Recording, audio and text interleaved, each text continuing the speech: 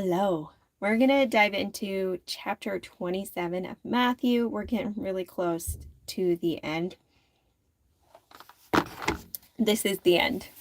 And then there's one more chapter, the happy chapter of happiness. And it's really short. So when I'm done with this one, we will do Matthew 28 real quick.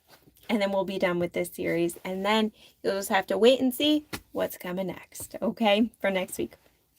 So let's dive in. Reading from the English Standard Version. It is longer, just like chapter 26. This whole thing is chapter 27. So just hang in there with me. I will do 2 halves if I find a natural place to stop. So let's get started. So Matthew 27, verse 1. When morning came, all the chief priests and elders of the people took counsel against Jesus to put him to death. And they bound him and led him away and delivered him over to Pilate the governor. Then when Judas, his betrayer, saw that Jesus was condemned, he changed his mind and brought back the 30 pieces of silver to the chief priests and the elders, saying, I have sinned by betraying innocent blood. They said, What is that to us? See to it yourself. And throwing down the pieces of silver in the temple, he departed, and he went and hanged himself. But the chief priest, taking the pieces of silver, said, It is not lawful to put them in the treasury, since it's blood money. So they took counsel and bought with them the potter's field as a burial for strangers. Therefore, that field has been called the field of blood to this day. Then was fulfilled what had been spoken by the prophet Jeremiah, saying, They took the 30 pieces of silver, the price of him on whom a price had been set by some of the sons of Israel, and they gave them for the potter's field, as the Lord directed me. Now Jesus stood before the governor, and the governor asked him, Are you the king of Jews? Jesus said, You have said so. But when he was accused by the chief priests and the elders, he gave no answer. Then Pilate said to him, Do you not hear how many things they testify against you? And he gave him no answer, not even to a single charge, so that the governor was greatly amazed. Now at the feast, the governor was accustomed to release for the crowd any one prisoner whom they wanted, and they had then a notorious prisoner called Barabbas. So when they had gathered, Pilate said to them, Whom do you want me to release for you, Barabbas or Jesus, who is called Christ? For he knew that it was out of envy that they had delivered him up. Besides, while he was sitting on the judgment seat, his wife sent word to him, Have nothing to do with that righteous man, for I have suffered much because of him today in a dream. Now the chief priests and the elders persuaded the crowd to ask for Barabbas and destroy Jesus. The governor again said to them, Which of the two do you want me to release for you? And they said, Barabbas. Pilate said to them, Then what shall I do with Jesus, who is called Christ? They all said, Let him be crucified. And he said, Why? What evil has he done? But they shouted all the more, Let him be crucified. So when Pilate saw that he was gaining nothing, but rather that a riot was beginning, he took water and washed his hands before the crowd, saying, I am innocent of this man's blood. See to it yourselves. And all the people answered, His blood be on us and on our children. Then he released for them Barabbas, and having scourged Jesus, delivered him to be crucified.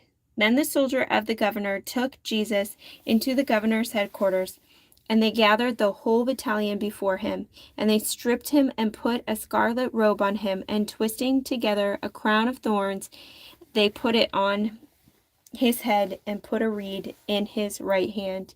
And kneeling before him, they mocked him, saying, Hail, King of the Jews! And they spit on him and took the reed and struck him on the head. And when they had mocked him, they stripped him of the robe and put his own clothes on him and led him away to crucify him. Let's stop there. What, Emmy? What are the things that you just said? I'll tell you when I'm done with my podcast, okay? Shit called for. I won't interrupt anymore. Okay, thank you. You're welcome. She's so cute. Do my phone. If I didn't mention it before, I got toothpaste on my scrub top.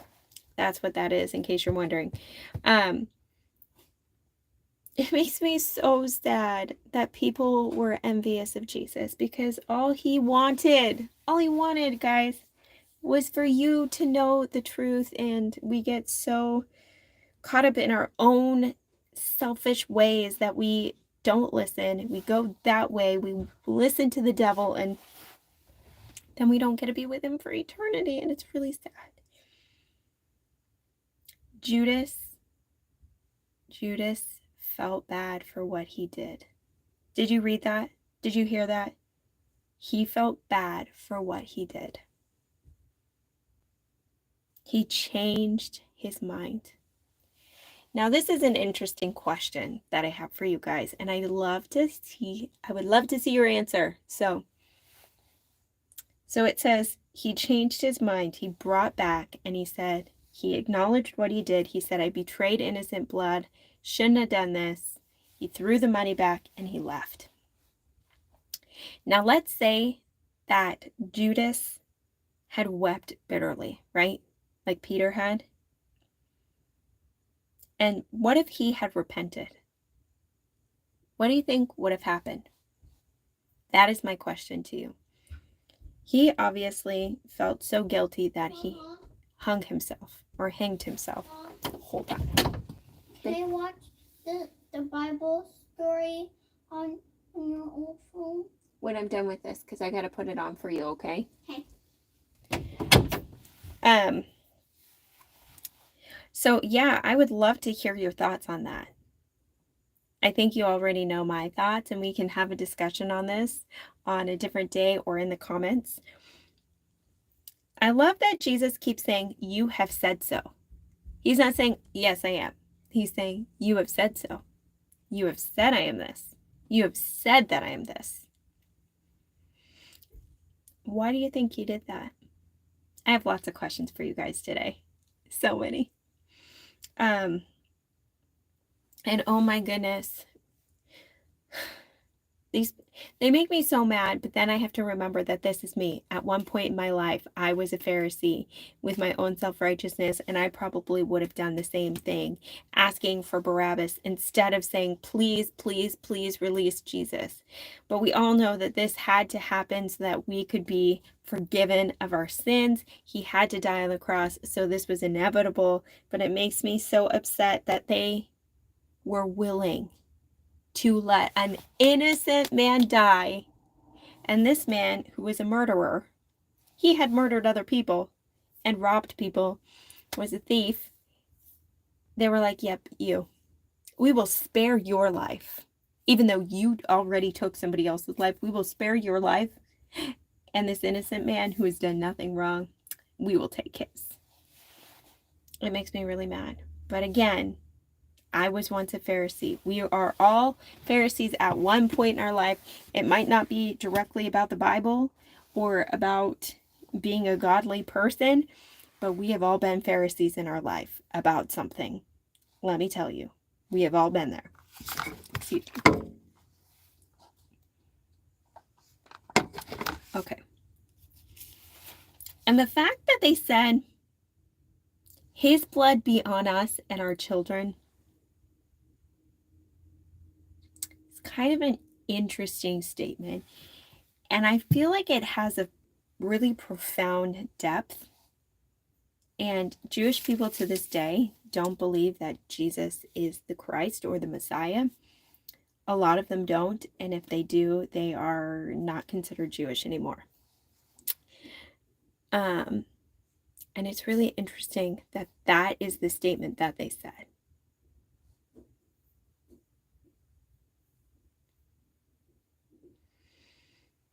And these people, I don't like that they spit on Jesus. I don't like that they mocked him. But I know that this had to happen. So, like, for me, it's hard to, like, go through these chapters because I'm like, one part of me is like, yes, okay, he did this for me. He did this for you. He did this for, everyone. He endured this for us. And yes, it's really hard and it's really terrible, but thank you. Thank you for enduring this for me so that I could be with you forever, right?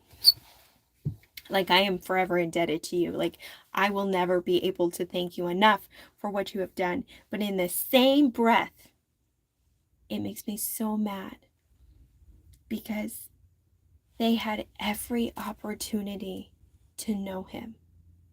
They had every opportunity to humble themselves and to open their hearts to see that he is and was the king that they had been waiting for. But they weren't, but he's not going to build a kingdom here because guess what? This is not like this place, not eternal. He says later on, a new heaven and a new earth. So he doesn't want a temporary kingdom. He wants an eternal kingdom. And I feel like that would be so weird also. Guys, I might have poison ivy. Anyway, I feel like that would be so weird to have a kingdom here on earth because people die. None of us are eternal here, So I feel like that would be really weird because it would be constantly like people would be overturning, Okay. What are your thoughts on that? Anyway, let's go on to verse 32. Okay, baby. The cat. Did you hear him scratching? We're a little distracted today. But let's go on to the rest of the chapter and then we'll discuss it and then we'll do a short one on 28, but in the next episode. Okay, so starting in verse 32, as they went out, they found a man of Cyrene, Simon by name. They compelled this man to carry his cross, and when they came to the place called Golgotha, which means place of a skull, they offered him wine to drink mixed with gall. But when he tasted it, he would not drink it. And when they had crucified him, they divided his garments among them by casting lots. Then they sat down and kept watching over him there. And over his head they put the charge against him, which read, "This is Jesus, the King of the Jews." Then 2 robbers were crucified with him, one on the right and one on the left. And those who passed by derided him, wagging their heads and saying, You who would destroy the temple and rebuild it in 3 days, save yourself. If you are the Son of God, come down from the cross." So also the chief priests with the scribes and elders mocked him, saying, "He saved others, he cannot save himself. He is the King of Israel. Let him come down now from the cross, and we will believe in him. He trusts in God. Let God deliver him now if he desires him. For he said, I am the Son of God." And the robbers who were crucified with him also reviled him in the same way. Now from the 6th hour there was darkness over all the land until the 9th hour. And the 9th hour Jesus cried out with a loud voice, saying, "Eli, Eli, lema Sabbacaphany. That is, my God, why have you forsaken me? And some of the bystanders hearing it said, This man is calling Elijah. And one of them at once ran and took a sponge, filled it with sour wine, and put it on a reed, and gave it to him to drink. But the others said, Wait, let's see whether Elijah will come to save him. And Jesus cried out again with a loud voice, and yielded up his spirit. And behold, the curtain of the temple was torn in two from top to bottom, and the earth shook, and the rocks were split. The tombs also were opened, and many bodies of the saints who had fallen asleep were raised. And coming out of the tombs after his resurrection, they went into the holy city and appeared to many. When the centurion and those who were with him, keeping watch over Jesus, saw the earthquake and what took place, they were filled with awe and said, Truly, this was the Son of God. There were also many women there, looking on from a distance, who had followed Jesus from Galilee, ministering to him, among whom were Mary Magdalene, Mary the mother of James and Joseph, and the mother of the sons of Zebedee. When it was evening, there was a rich man from Arimathea named Joseph, who was a disciple of Jesus.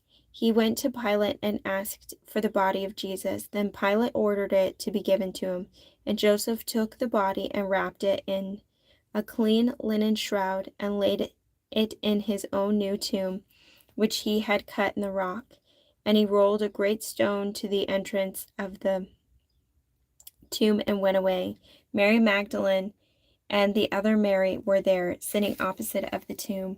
The next day, that is, after the day of preparation, the chief priests and the Pharisees gathered before Pilate and said, Sir, we remember how that impostor said, While he was still alive, after 3 days I will rise. Therefore order the tomb to be made secure until the 3rd day, lest his disciples go and steal him away and tell the people he has risen from the dead. And the last fraud will be worse than the first. Pilate said to them, You have a guard of soldiers. Go make it as secure as you can. So they went and made the tomb secure by sealing the stone and setting a guard. Can you imagine, like, people that had died are just walking around and you're like, oh my gosh, Moses? Or Abraham? Like, oh my goodness, Sarah? It would be really interesting to see, like, now it wouldn't be like zombies, like we see zombie movies. It wouldn't be like that. It would just be like you and me walking around, and then you're like, what? Like, they'd just be walking around. Not creepy or anything, just walking around like they used to walk around. Isn't that interesting? Like, I can't even fathom it because, I just can't even fathom it. But let's talk about why it was dark. It was dark for those hours because the sin. Where there was no light, and Jesus shined a light. So I love that she's listening. I'm getting a kick out of that. But it was dark from the 6th hour to the 9th hour because all of this sin was on Jesus. Jesus is the light of the world because he is sinless. But when all of our sin, it was heavy, a heavy burden, and it was painful, and it was stuck to him. Every generation that has been before us, every generation now, every generation to come was on him. It's on him like glue. And of course, that's why it was dark. And the curtain was torn in two. meaning we no longer needed a mediator between us and God because we have Jesus, who made a way for us.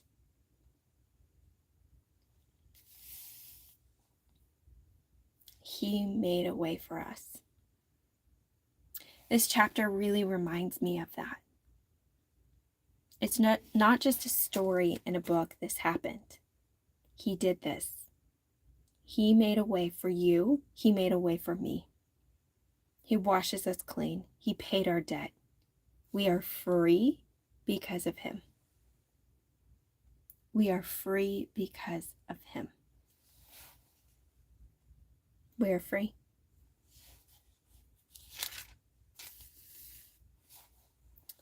And they were so worried that the disciples would steal out Jesus's body, and then everybody would believe that Jesus rose from the grave. But he actually did. So silly. The Pharisees they care so much about things that don't even matter. How many of you are walking around caring about things that actually do not even matter? How many? They should have known that all of their efforts here guarding the tomb were not going to work. They knew who he was. They knew it. They knew it. They knew it. They knew he was speaking truth. They knew he was speaking truth. Because if he spoke some truth, then obviously all of what he must have been saying was true, and the things he was doing and everything that he said would happen, happened. Right? Am I right? So, let's leave it there, and then we'll come back for 28 and we'll finish this up. That's all I have for this episode. This is Jesus and Jean podcast, and I'm your host, Molly Jean, and I will see you in a few minutes for Matthew 28, and we'll wrap up this series. Stay tuned.